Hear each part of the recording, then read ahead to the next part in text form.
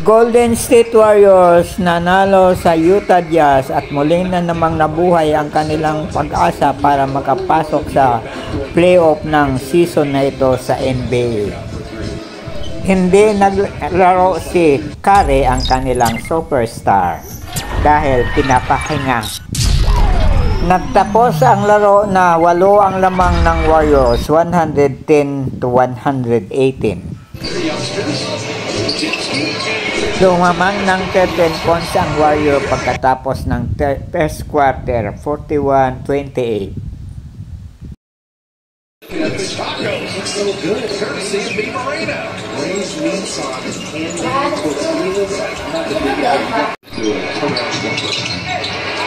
Bente ang lamang ng Warriors pagkatapos ng third quarter, 77-97.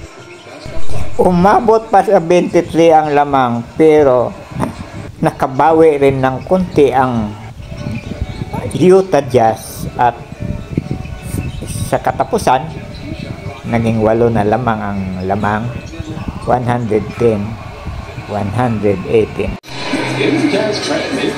Huwag niyo pong kalimutang i-follow ang aking Facebook page, comment, like, and share, and subscribe to my YouTube channel, Stories of Uncle Paeng.